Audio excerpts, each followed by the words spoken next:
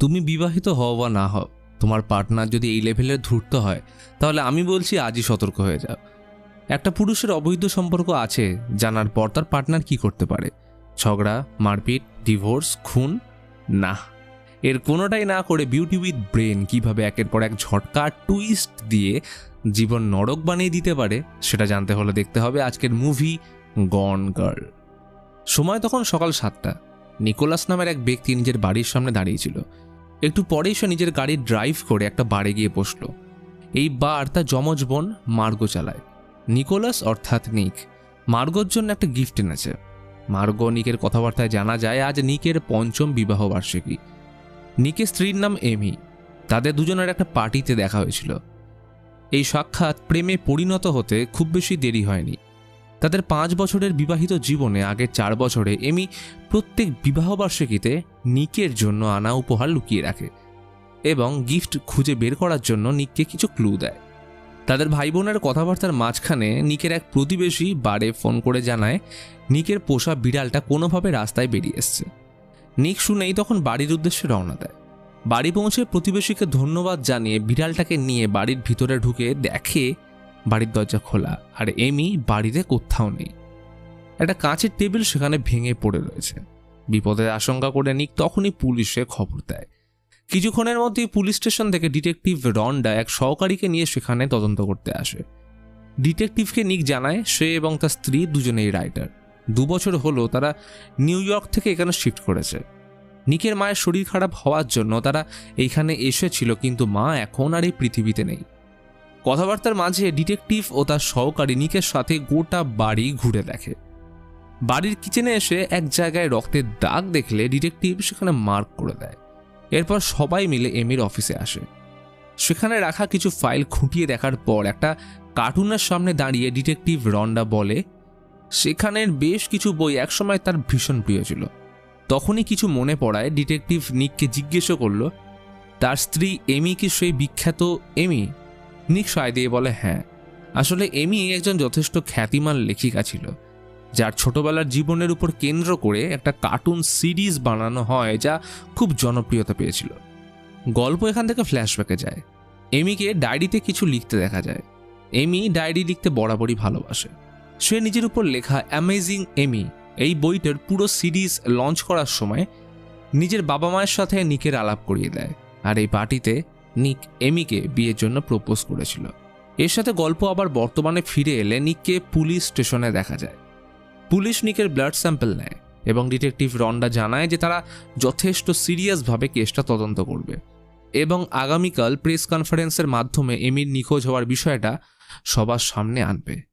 এখানে নিককে তার স্ত্রী সম্পর্কে জিজ্ঞাসাবাদ করা হলে নিক কিছু জরুরি বিষয় যেমন এমির সারাদিনের রুটিন কি, এই শহরে তার কোনো বন্ধু আছে কিনা, এইসব প্রশ্নের কোনো উত্তর দিতে পারে না। এমনকি নিককে জিজ্ঞাসাবাদ করার সময় পুলিশ জানতে পারে সে তার নিজের স্ত্রীর ব্লাড গ্রুপ কি সেটাও জানে না, ফলে তার উপর সন্দেহ হয়।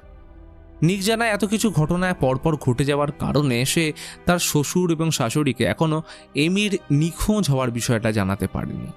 সে পুলিশ স্টেশন থেকে ফোন করে তাদের বিষয়টা জানায় এবং দেখে যে তার বাবাকেও পুলিশ স্টেশনে অন্য একটা কেসের জন্য আনা হয়েছে। নিক নিজের বাবাকে নিয়ে এরপর বাড়ির পথে রওনা দেয়। তার বাবাকে ছেড়ে এসে তার বোনের বাড়িতে রাতে থাকতে আসে। ডিটেকটিভ রন্ডা সহকারীকে নিয়ে ক্রাইম সিনে অর্থাৎ নিক এমির বাড়িতে উপস্থিত হয়। সেখানে নোলে নামের এক প্রেগনেন্ট মহিলার সাথে তাদের দেখা হয়। সে এমির বেস্ট ফ্রেন্ড ছিল। ফরেন্সিক লোকেরা পরীক্ষা করে জানায় যে কিচেনে পাওয়া সেই ছিটে আসলেই রক্তের দাগ। আর এই বাড়ি, নিকের ক্রেডিট কার্ড, গাড়ি ও যাবতীয় জিনিস সমস্ত এমির নামে। নিকের নাম কোনো জায়গাতেই নেই। এমনকি নিকের বোনের সেই বারটাও এমির নামে। খোঁজাখুঁজির পরে ডিটেকটিভ রন্ডা একটা ঘর থেকে ক্লু 1 লেখা একটা খাম উদ্ধার করে। পরের দিন সকালে পুলিশ স্টেশনে এসে নিক দেখে এমির মা বাবা এসছে।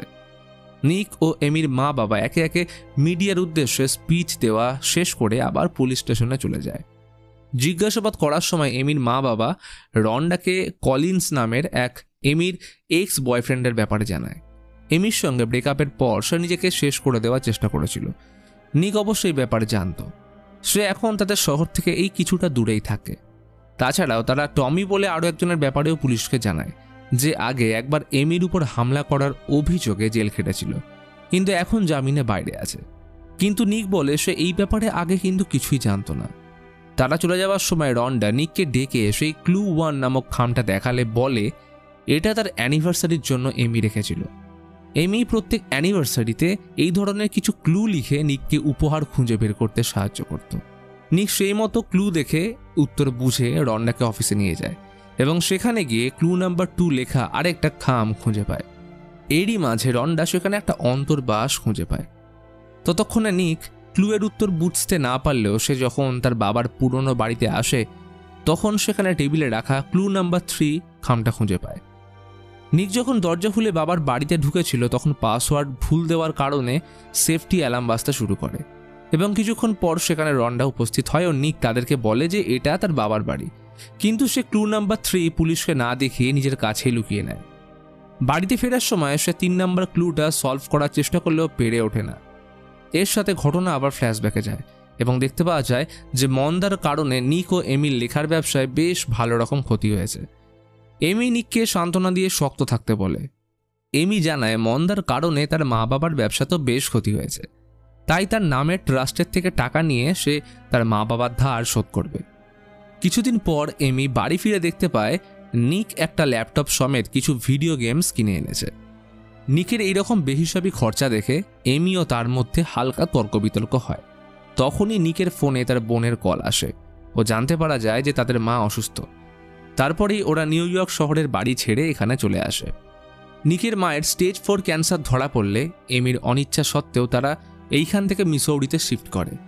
তখন তাদের হাতে টাকা পয়সা কিংবা নতুন কোনো জব ছিল না।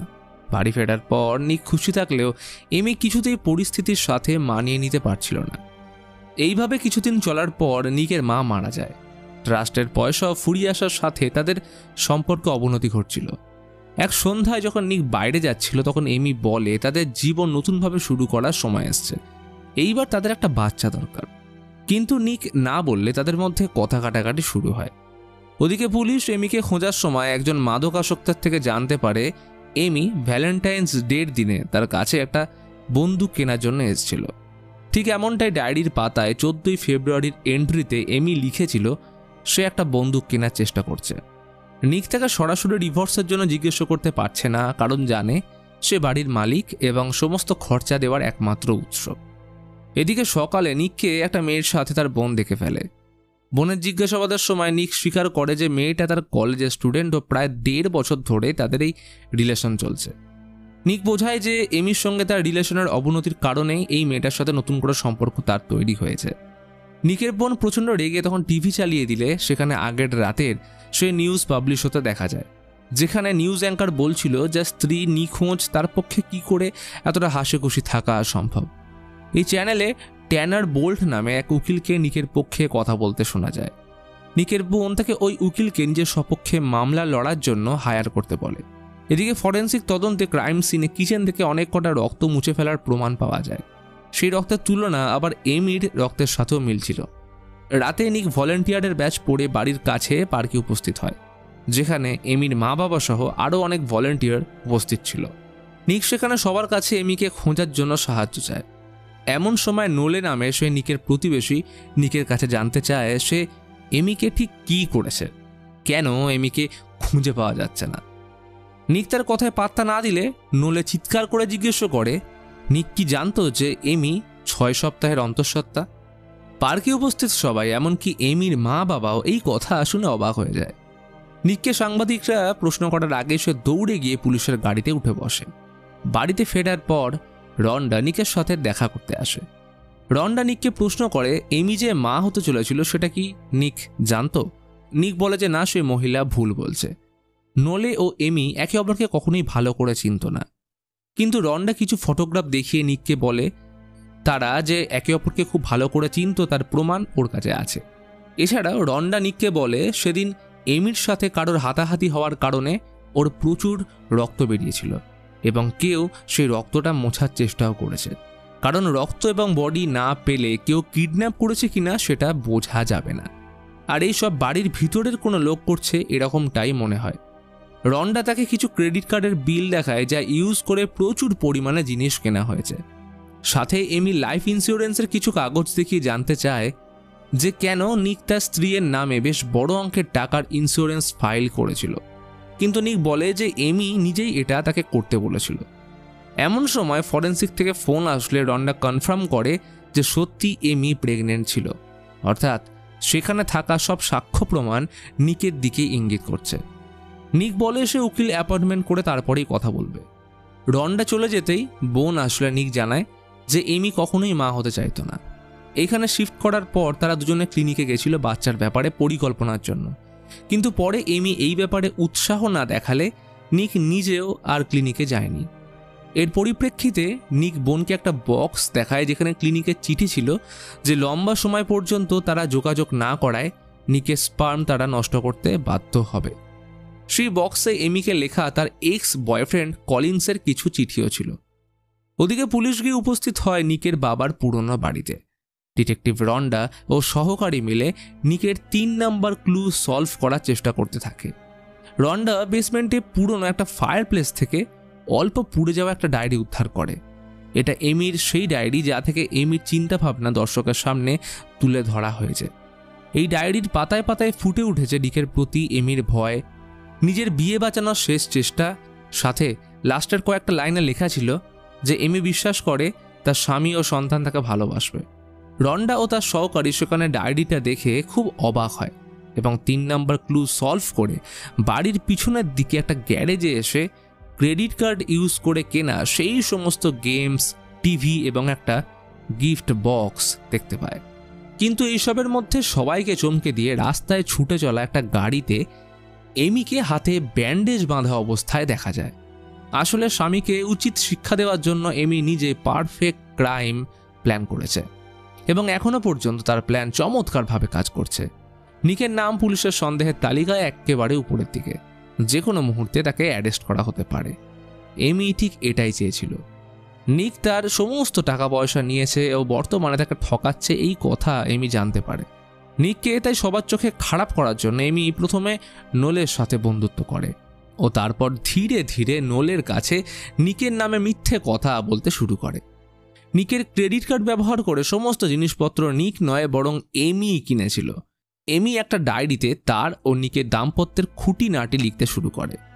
প্রথম দিকের কিছু এন্ট্রি পারফেক্ট লাইনের দিকে ইন্ডিকেট করলেও ধীরে ধীরে এমি সেখানে নিকের প্রতি ভয় ও অসুখী দাম্পত্যের গল্প ইচ্ছে করে ফুটিয়ে তুলতে শুরু করে। নিককে দিয়ে নিজের লাইফ ইন্স্যুরেন্সের পেপার ফাইল করায়। শুধু তাই নয়, এমি কোনো দিনই প্রেগনেন্ট ছিল না, তবে প্রেগনেন্সি সত্যি দেখানোর জন্য সে তার প্রেগনেন্ট বন্ধুর ইউরিন চুরি করে নিজের বাড়ির সেলফে রেখে দিয়েছিল, যাতে পুলিশ খোঁজার সময় ইউরিন টেস্ট করালে জানতে পারে যে এমি প্রেগনেন্ট। এইবারে পুলিশ মনে করবে যে দেনার দায় জর্জরিত নিক সম্পর্কের অবনতির কারণে নিজের প্রেগনেন্ট স্ত্রীকে খুন করে কোথাও লুকিয়ে রেখেছে। ফলে তদন্তে নিক দোষী সাব্যস্ত হবে এবং স্ত্রীকে খুনের দায় তার সর্বোচ্চ সাজা হবে মৃত্যু। এই ঘটনার দিন এমি নিককে বলে যে বাড়ির সামনের বিচে গিয়ে তাদের বিয়েকে আরও একটা সুযোগ দেওয়ার জন্য ভাবতে। নিক সেই মতো বেরিয়ে গেলে এমি হাতে গ্লাভস পরে টেবিল উল্টে কাঁচ ভেঙে দেয়। পরে নিজের হাতে ছুঁচ ঢুকিয়ে রক্ত বের করে প্রথমে রান্নাঘরের ফ্লোরে ঢেলে এমনভাবে মুছে দেওয়ার চেষ্টা করে যা দেখলে মনে হবে যেন কেউ অপটু হাতে প্রমাণ লোপাটের চেষ্টা করেছে। টিস্যু দিয়ে রক্ত মুছে ঘরের ফায়ার প্লেসে রক্ত লাগা টিস্যুর টুকরোগুলো জ্বালিয়ে অল্প প্রমাণ রেখে দেয়। বক্সের বাকি রক্তে একটা ভারী হাতিয়ার ডুবিয়ে সেটা ফায়ার প্লেসে রেখে দেয়। এরপর নিকের বাবার বাড়িতে গিয়ে সেই ডায়েরিটা ফায়ার প্লেসে অল্প পুড়ি এমনভাবে সেখানে রাখে যেন পুলিশ দেখলে ভাবে নিক সেই রাতে প্রমাণ লোপাটের জন্য ডায়েরি পোড়াতে চেয়েছিল, কিন্তু পুলিশকে আসতে দেখে আর পোড়াতে পারেনি। ততক্ষণে অন্য শহরে যাওয়ার পথে এমি একটা পাবলিক রেস্ট রুমে এসে তার চুল কেটে নতুন কালার করে নেয়, সাথে লুক চেঞ্জ করার জন্য একটা চশমাও নেয়। ও শহর থেকে দূরে এসে একটা ঘর ভাড়া নিয়ে থাকতে শুরু করে। ওদিকে নিক বুঝতে পারছিল যে তাকে ফাঁসানোর জন্য এমি এসব করেছে, হয়তো সে এখনো জীবিত। গ্যারেজ ঘরে রাখা সেই গিফট বক্সটা খুলে নিক একটা কার্ড পায় যাতে লেখা ছিল স্ত্রীকে খুনের দায় তাকে জেলে যেতে হবে। এমি ততক্ষণে ইন্টারনেটে নিজের ব্যাপারে সার্চ করে। নিকের দুর্দশার অবস্থা জানতে পেরে সে খুবই খুশি। সে তো এটাই চেয়েছিল। এইখানে তার গ্রেটা নামের একটা মেয়ের সাথে বন্ধুত্ব হয়। অন্যদিকে নিক টার্নার বোল্ট নামের টিভিতে দেখানো সেই উকিলের কাছে আসে। বোল্ট নিককে বলে কিছুদিন আগে টমি নামের একজনকে এমি জেলে পাঠিয়েছিল, হতে পারে তাকেও ফাঁসানো হয়েছে। সেই মতো নিক টমির সাথে দেখা করে জানতে পারে রিলেশনশিপ থেকে বের হয়ে আসার কারণে এমি ইচ্ছে করে টমিকে ধর্ষণের কেসে ফাঁসিয়েছে। টমির সঙ্গে দেখা করে নিককে ওর বোন বোল্টকে হায়ার করতে সাহায্য করে। নিক এবার কলিন্স নামে সেই লোকটার সাথে দেখা করতে তার বাড়ি যায়। বোল্টের পর নিকের বাড়িতে এসে জানায় দ্বিতীয় ক্লু এমি নিকের অফিসে রেখেছিল, 3 নম্বর ক্লু নিকের বাবার বাড়িতে, আর চতুর্থ ক্লু ছিল নিকের বোনের বাড়ির গ্যারেজে, যাতে এই ক্লু দেখে লোকে বুঝতে পারে নিক নিজের বোনের জন্য ক্রেডিট কার্ড ইউজ করে অনেক কিছু জিনিস কিনেছিল। কিন্তু নিকের বাবার বাড়িতে সে কেনই বা ক্লু রাখতে যাবে? তাই সকলে নিকের বাবার বাড়িতে এসে দেখে পুলিশ সেখানে ডু নট ক্রস টেপটা লাগিয়ে গেছে, অর্থাৎ তারা বাড়ি থেকে কোনো স্ট্রং এভিডেন্স উদ্ধার করেছে। বোল্ট নিককে বলে যে কোনো সময় পুলিশ তার অবৈধ সম্পর্কের ব্যাপারে জানতে পেরে যাবে, তার থেকে ভালো নিজেই পুলিশের কাছে সে সমস্ত কিছু স্বীকার করে নিক। আর সে এই প্রস্তাবে রাজিও হয়ে যায়। একদিন গ্রেটা ও তার বয়ফ্রেন্ডের সাথে গলফ খেলার সময় অসাবধানতা বশত এমির কোমর থেকে টাকা ভর্তি পাউচ পড়ে যায়। এমি সঙ্গে সঙ্গে তুলে নিলেও একদিন তারা এসে এমির উপর হামলা করে সে টাকা ভর্তি পাউচ নিয়ে পালিয়ে যায়। ফলে টাকা না থাকায় এমি বাড়ি ছেড়ে রাস্তায় রাস্তায় গাড়ি নিয়ে ঘুরতে শুরু করে কোনো একজনকে ফোন করার চেষ্টা করতে থাকে। এদিকে এমির সাথে একটা ক্যাসিনোয় কলিন্সের দেখা হয়। এমি তাকে নিকের নামে প্রচুর মিথ্যে কথা বলে। এমির মুখে এইসব কথা শুনে কলিন্স এমিকে নিজের বাড়িতে আসতে বলে। তারা তখন আসার জন্য রেডি হচ্ছে, তখনই ক্যাসিনোর টিভিতে দেখা যায় নিকের গার্লফ্রেন্ড সবার সামনে স্বীকার করছে তার সাথে নিকের 1.5 বছরের সম্পর্ক ছিল। সেখানে এমির মা বাবাকে উপস্থিত থাকতেও দেখা যায়। ফলে তারা এখন সম্পূর্ণভাবে নিককে দোষারোপ করছে। এইভাবে বোল্টের সব প্ল্যান ফেল হয়ে যায়।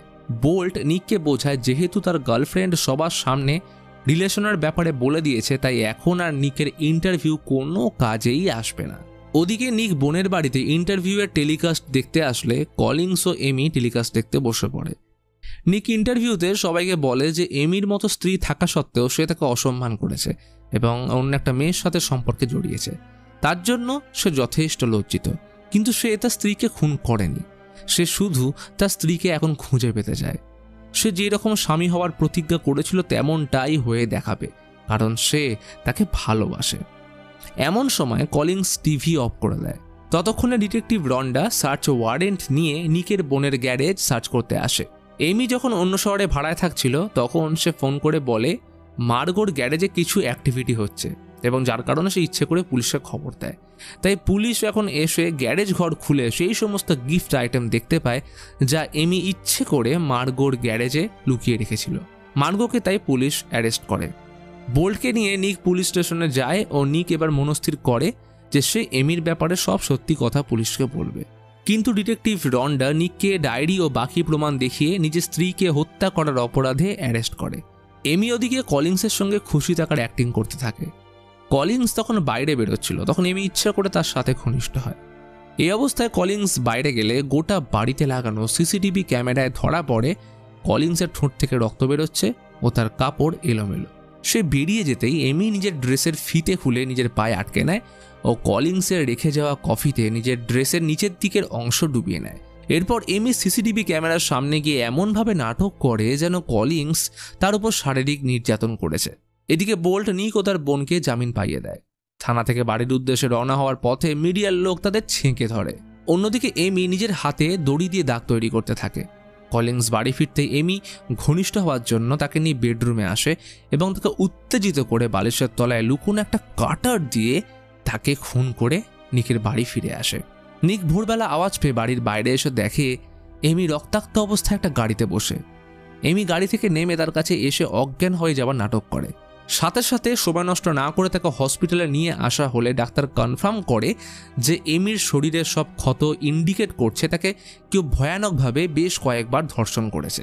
এমিকে জিজ্ঞাসাবাদ করার জন্য অফিসারদের সামনে নিয়ে আসা হলে এমি এইবার কলিন্সকে ভিলেন বানিয়ে রিপ্রেজেন্ট করে বলে ঘটনার দিন সকালে কলিন্স এসে তাকে বাড়ি থেকে কিডন্যাপ করে গত 1 মাস ধরে প্রতিদিন তাকে ধর্ষণ করেছে, আর প্রমাণ হিসেবে কলিন্সের বাড়ির সিসিটিভি ফুটেজ দেখতে বলে। নিক তাকে বাড়ি আনলে ঘরে ঢুকে সে এমিকে নাটক করতে বন্ধ করে। নিক যাতে এমিকে ফাঁসাতে না পারে সেজন্য এমি তাকে সব জামা কাপড় খুলে তার সঙ্গে স্নান করতে বলে। সে নিককে এই 1 মাসে কি কি করেছে সবকিছুর হিসেব দেয়। নিক সব শোনার পর এমিকে ছেড়ে চলে যেতে চাইলে এমি বলে যে এত কাণ্ডের পর নিক তাকে ছেড়ে চলে গেলে কেউ তাকে ভালো চোখে দেখবে না, অর্থাৎ নিক না চাইতেও এখন ফেঁসে গেছে। এদিকে এমি ফিরে আসার পর আরও বেশি ফেমাস হয়ে যায়। খবরে মৃত কলিন্স ভিলেনের তকমা পেয়েছে। এমনকি বোল্ট ও ডিটেকটিভ রন্ডারও এখন কিছু করার নেই, যেহেতু এমি প্রমাণ করে দিয়েছে সে সেলফ ডিফেন্সের কারণে কলিন্সকে মেরে ফেলেছে। সর্বশেষে এমি সবাইকে ধন্যবাদ জানায় নিককে মাফ করে দেওয়ার কারণে। নিক এখন অবাক চিত্তে সব দেখে যাচ্ছে, কিন্তু তার কিছুই করার নেই। কয়েকদিন পর নিক আর এমির একসাথে একটা ইন্টারভিউ ছিল। তখন নিক ঠিক করে যে সব সত্যি কথা ইন্টারভিউতে বলে দেবে, কিন্তু এমি তাকে ব্ল্যাকমেল করে বলে সে চুপ না থাকলে এমিও সবাইকে বলবে যে সে একবার তার গায়ে হাত তুলেছিল এবং তার যাবতীয় খরচ সে নিজের বউয়ের ক্রেডিট কার্ডেই চালাতো। ফলে না চাইতেও নিক তার কথায় রাজি হয়ে যায়। ইন্টারভিউ নেওয়ার আগে নিক এমিকে ডাকতে এলে এমি তাকে একটা বক্স দিয়ে সেটাকে খুলতে গেলে দেখে সেইখানে ছিল পজিটিভ প্রেগন্যান্সি টেস্ট কিট, অর্থাৎ এমি প্রেগনেন্ট। নিক তো দেখে অবাক, কারণ এমিকে বহুদিন পর্যন্ত সে ছুঁয়েও দেখেনি। এমি তখন বলে সে নিকের স্পার্ম ক্লিনিক থেকে চুরি করে সেটাকে ইউজ করে প্রেগনেন্ট হয়েছে। এই সব শুনে নিক রাগে দুঃখে হতাশায় এমিকে প্রশ্ন করে যে ইচ্ছের বিরুদ্ধে দুটো মানুষ এক ছাদের তলায় থেকে একে অপরকে কষ্ট দেওয়ার মানে কি? তখন এমি হেসে বলে, জানো না, এরই তো নাম বিবাহিত জীবন।